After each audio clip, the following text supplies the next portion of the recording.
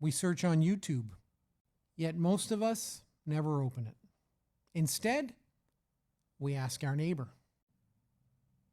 We watch random videos online, or we believe something that we learned 20 years ago when we first started driving and think that it still applies to this new piece of technology.